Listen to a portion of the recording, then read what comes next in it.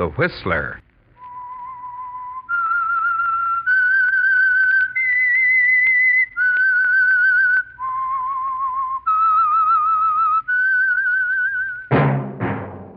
That whistle is your signal for the Whistler.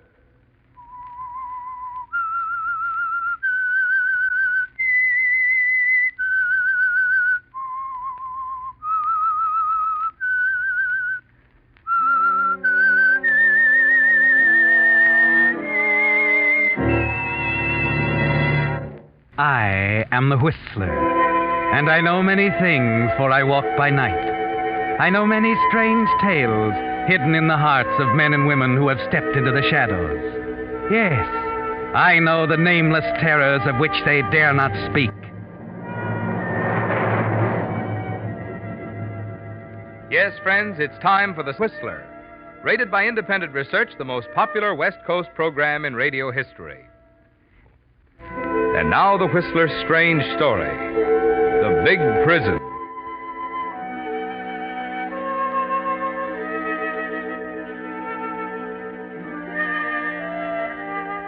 To John Emerson, it was more than a nightmare. The sounds, the images flashing across the black background of his mind were too real, too terrifying. At first, nothing was clear to him, but gradually he seemed to be back in Ketchikan, Alaska, his mind going over and over that first chance meeting with Willard Crofton. Pompous, jovial, boring Willard Crofton. So it's all set, Emerson. All set. Oh, now, wait a minute, Mr. Crofton. I've known you, well, let's see, exactly an hour. And here you're asking me to spend a whole month hunting with you. Why not? You say you like to hunt? I'm headed for my little lodge outside Whitehorse and looking for a hunting partner, so why not you? But really, Crofton, Not another word. I insist you be my guest, Emerson. Yes, sir. I absolutely insist.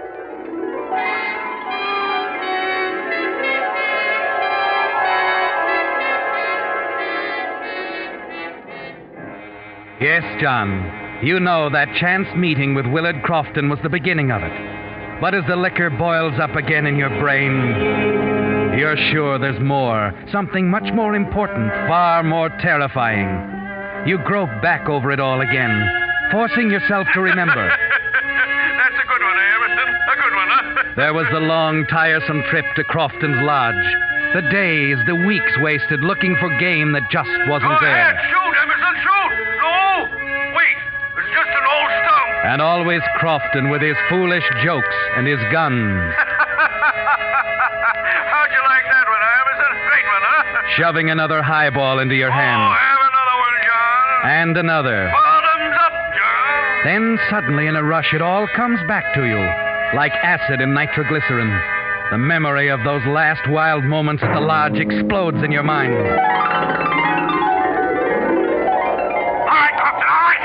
I've had enough. Do you hear me enough? Now, see here, Emerson. I picked you up at Ketchikan and brought you here because I thought you'd be good company. But if you think I'm going to pay your passage all the way back to the state... That's exactly what I think. I've listened to your silly chatter for a month. Now I'm going to get out of Alaska even if I have to kill you. No, look, John, you've been drinking too much. Shut up! Your fingerprints will be all over that gun. John, put it down! Put the gun down! Then it's gone in a red flash. The nightmare, the visions, the spinning, dizzy, sick feeling.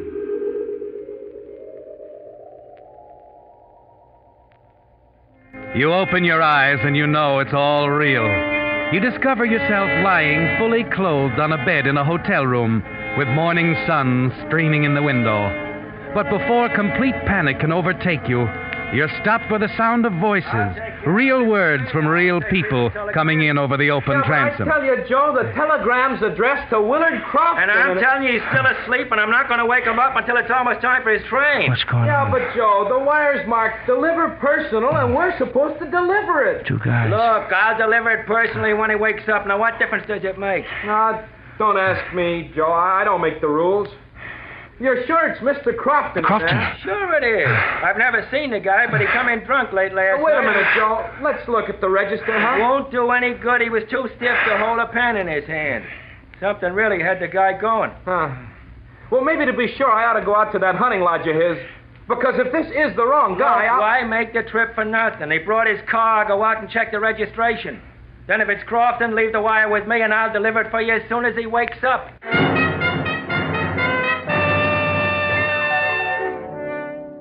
You're on your feet now, John, piecing it all together, weaving dizzily over to the dresser, wincing at what you see in the mirror. Then your eyes drop down and you grow tense at what you see. Greenbacks all over the place. Crofton's wallet, his papers, his railroad and steamer tickets. Well, it's Crofton's car, all right, Joe. What didn't I tell you? Just leave the rest to me. Oh, son of a gun, I don't know. This telegram still says, deliver personal to Willard Crofton. Okay, be a sap if you wanna. Go on, make the trip all the way out to the lodge. You cling to the edge of the dresser as for the first time the full realization hits you. If that messenger goes out to the lodge, you know what he'll find, John. Crofton dead on the floor and a dozen wide-open clues pointing straight at you. You begin to think clearly, rapidly. What you need is time. Time to get out of Alaska before the body is discovered. And there's one way to do it. One way that Crofton's lodge might go undisturbed until spring. You tense yourself and take the plunge. I hate to wake the guy up and come in late. Someone out there looking for Crofton? Yes. Well, I'm Crofton. What is it? Oh, telegram for you, Mr. Crofton. Mark, deliver personal. Oh, okay. Just a minute.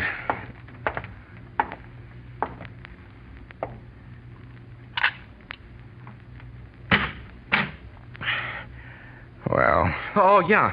Here's your telegram, sir. Well, here's something for your trouble. Oh, gee, thanks. Well, sorry to disturb you, sir. We weren't sure you were Crofton. Who else would I be? Well, I don't know, sir. It's 8:15, Mr. Crofton. Your train leaves at 9 sharp, you know. Yeah. Don't worry. I'll be on that train.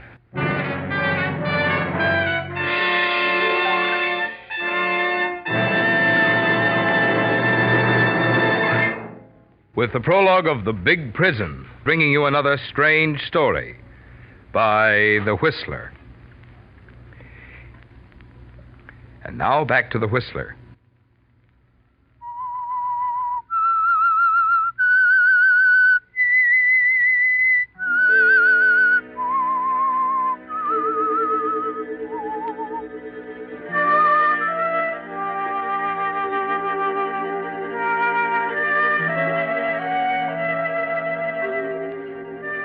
Well, John, it's only now that the full force of it hits you. The thing so many men have felt about the North in years gone by.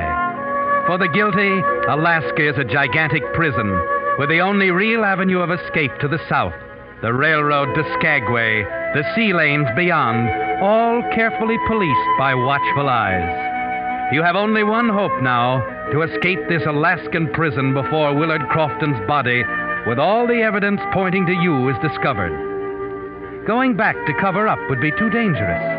And that means 5 terrible days traveling on Crofton's tickets. 1 day by train to Skagway, 4 days by boat to Vancouver. 5 days in a trap that may be sprung at any moment.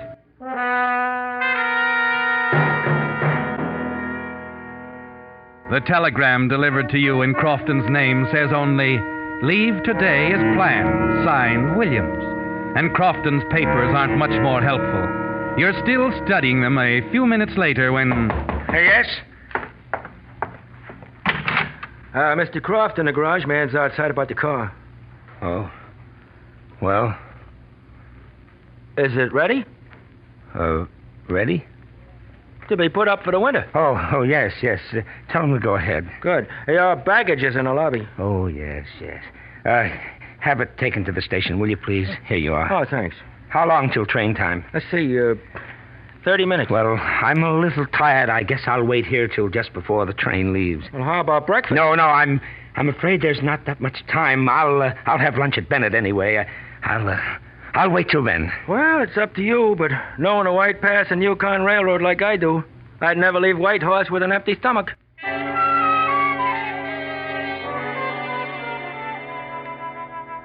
And somehow, by a miracle, it works, John. The last-minute dash to the train, the creaky ride to Carcross, then lunch at Bennett, and the dizzy, winding descent to the little village of Skagway, nestled under a glacier at the water's edge. You tell yourself the worst is over, that there's no reason for anyone to go to Crofton's cabin. No reason why the body won't lie there undisturbed until spring, 6 long months away. You begin to relax in Skagway as you walk into the steamship office to check your reservation. Now, let's see your ticket. When does the boat leave? Tonight at 7. Oh, Crofton. You remember me, Pat Carroll. I talked to you on the way up. Came in about 3 weeks ago, didn't you? Oh, yes. Sure. You were with another fella. Or, say, wait a minute.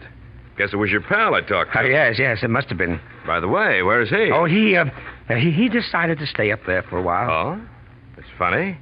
Told me he was due back in the States in a few weeks. Guy can change his mind, can't he? Oh, sure. Fix up the tickets, will you, please? Oh, say, I know why he's staying up there, sure. What do you mean? Well, your partner, Mr. Crofton. Didn't he let you know? My partner? Williams. I got a reservation wire here. He's due next Monday on the Nora. Going up to the lodge for a fling at the hunting racket himself. Oh, that, yes. Well, he sent me a wire about that. When does he get here? Monday. Be up at your lodge by Tuesday night. You think you might change your plans, Mr. Crofton? Now, I could cancel this ticket. No. One of us has to be on the job. Well, what time do I get down to Vancouver? Well, leaving tonight, you'll be there Monday around 5 in the afternoon. Oh, that's okay. Fix up the ticket. It's a funny one, isn't it? You and your partner will pass each other on the way. Ships that pass in the night. Fix up the ticket, will you? Oh, I'm sorry. I'm in a hurry and... Why, sure, Mr. Crofton. I'll fix it for you.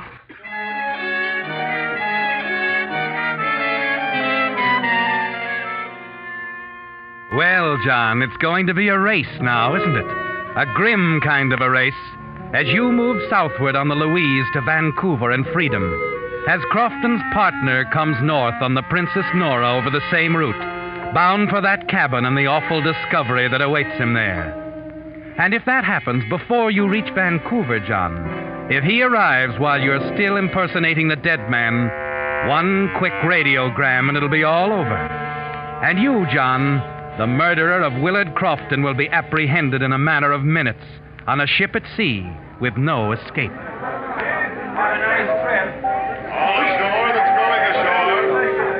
All ashore that's going ashore. You stand on the after deck in the shadow, try to keep out of sight as you look at the twinkling lights of the little town. The ugly docks, the rock cliff plastered with tourist signs. It seems an age before the deckhands get busy with the lines and passengers begin to drift forward to their cabins. Another part of it's over, John. The vessel moves out into Lynn Canal. The lights of Skagway recede into the night. Excuse me, sir. Oh, yes, steward? Your name, please? Crofton. Oh, yes. Willard Crofton. Would you follow me, please, Mr. Crofton? I'll show you to your cabin.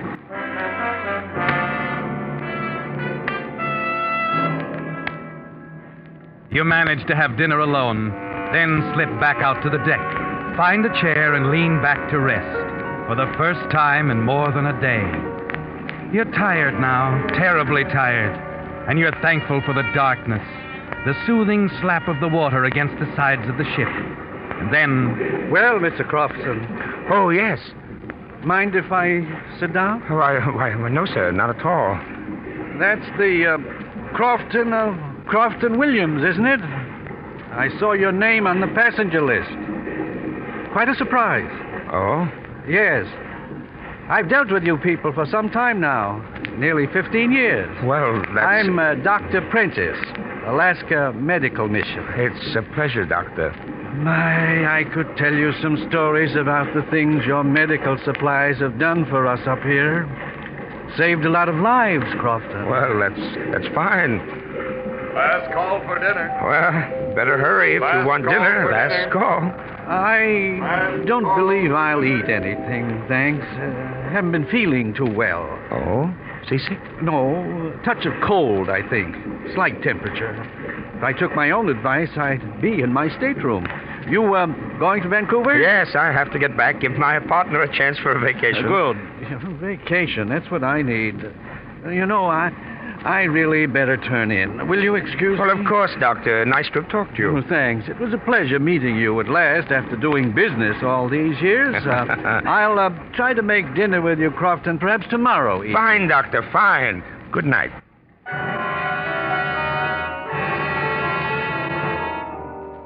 A sense of relief sweeps over you as the little doctor walks away, and you turn, thankful there were no slips. There can't be any slips, John, because you're on a very delicate schedule. Only 12 hours stand between you and disaster, the narrow margin that will separate your arrival in Vancouver from the arrival of Crofton's partner, Williams, at the cabin in Whitehorse. You know you must be off this boat and out of Vancouver when it happens. The doctor, mercifully, keeps to his cabin for the next few days, and you're alone now at the rail of the Princess Louise as she slides into the dock at Ketchikan. Oh, Stuart. Yes, sir? How long do we tie up here? About an hour, sir. Well, I think I'll go ashore, stroll around a bit. Yes, everybody does. Both boatloads. Huh? Both? Yes, sir. That's the Princess Nora there at the dock. The Nora? That's right, sir. She's headed right back where we came from. Oh, anybody on board you know? You'll have plenty of time to see them. No, there isn't. Anyway, I've changed my mind. I'm going to stay aboard.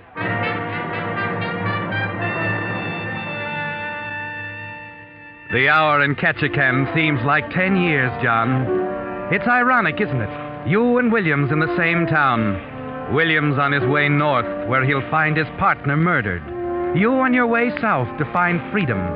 With a slim slice of time, only a few hours still tipping the balance in your favor. And then finally, the tension eases a little, and you stand at the stern rail of the Princess Louise, watch the Nora back slowly out of the harbor, and steam away toward the north. Her lights are all but out of sight when you're aware someone is standing beside you in the darkness. Strange, isn't it? Watching a boat move away like that. Gives you a lost, empty feeling. It's too dark to see her face, but something tells you to be careful, on guard. You turn away slightly, but the girl is in a mood to talk. It's like being separated from someone in a crowd. You wonder if you'll ever see them again. It is something like that. In that boat. Going where this one came from. What's it like there in Skagway, I mean? Oh, did you just come aboard? Yes. This is the farthest north I've been. Oh, it's much the same. Not as many people. Oh, you live there? No, Vancouver. Seattle's my hometown. Be nice to get back. Seattle? You know someone there? No, I don't. We have relatives in Vancouver, too. You know anybody named Lockwood? I came from a large You going inside? Yes, excuse me, please. It's the wind. my throat. It's dangerous for me to be out here.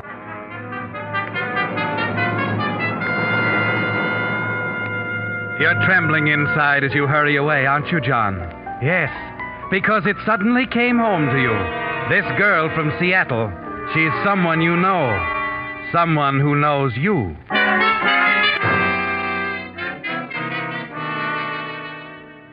You can't reach your stateroom soon enough as the realization sweeps over you. Lockwood. Of course, Helen Lockwood. You met her not 3 weeks ago in Ketchikan. But you mustn't meet her again and give her a chance to remember your real name and expose you as a masquerader. It's 2 days, John, but on some pretense, you've got to remain in your stateroom until the boat reaches Vancouver. Stuart. Yes, sir? If you don't mind, I'd like my breakfast served in here in my stateroom this morning. Oh, certainly, sir. Oh, you feeling all right, sir? Oh, it's nothing serious. If you'd like the ship's doctor... No, I tell you, it's not serious. I'm just playing safe. Yes, sir. I'll bring your breakfast right away, sir.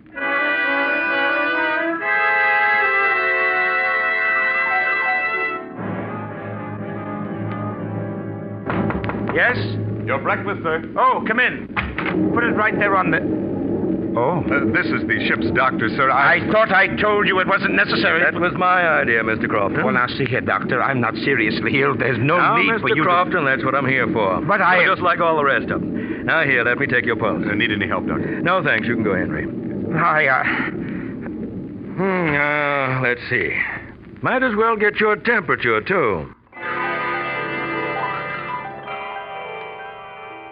A sense of anger mixes with fear as the doctor stands over you. Above all, you can't have him meddling, telling you to get out on deck.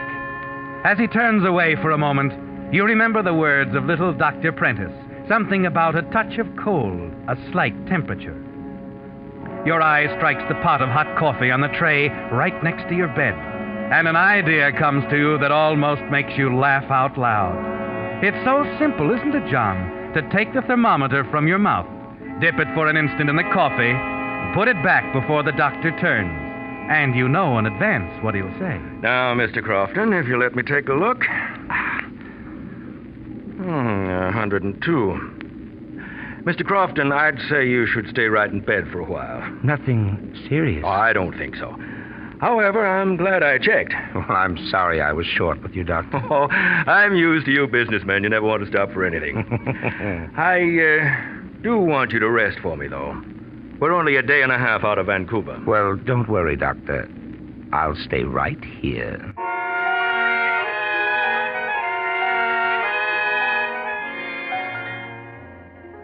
Yes, John, you accept the doctor's orders graciously. And when your stateroom door closes, you slump back completely relaxed for the first time since you awakened that morning in the White Horse Hotel. Only a day and a half now to Vancouver. And by the time Crofton's body is discovered, you'll be on your way to one of 1,000 places where you can disappear completely. And again, you almost have to laugh out loud. It was a pot of coffee and a fever thermometer, John, that assured your escape from the big prison.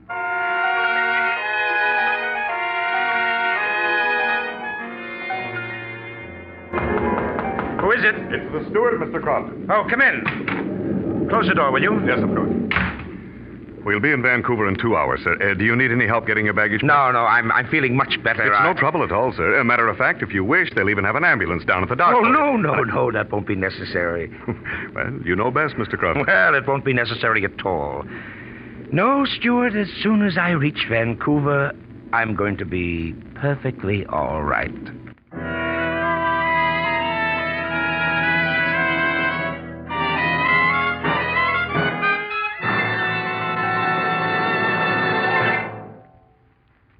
In just a moment, we will bring you the strange ending of tonight's story. And now, back to the Whistler.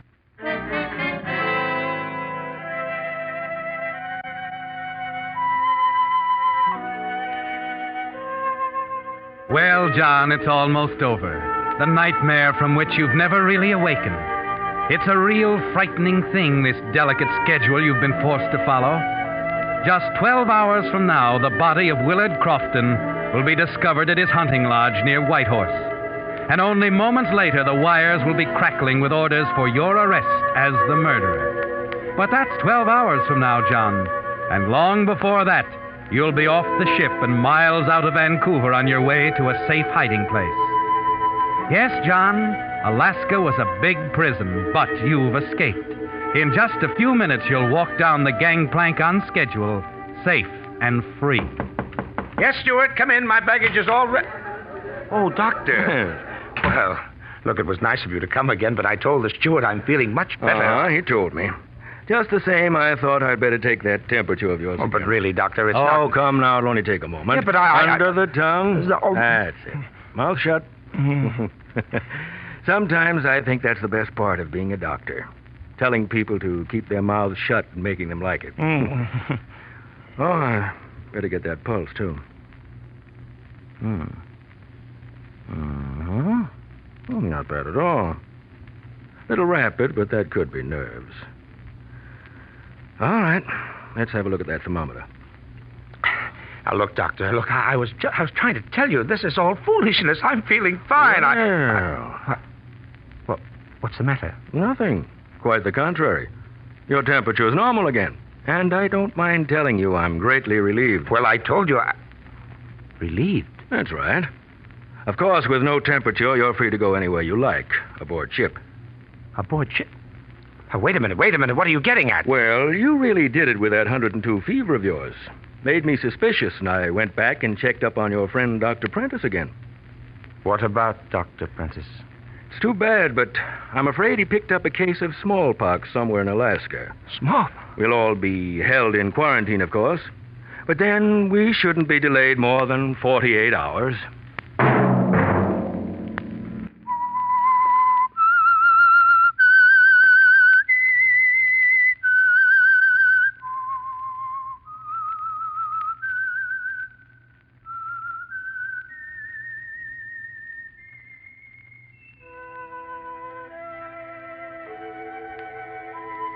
Let that whistle be your signal for the Whistler each Wednesday night at this same time.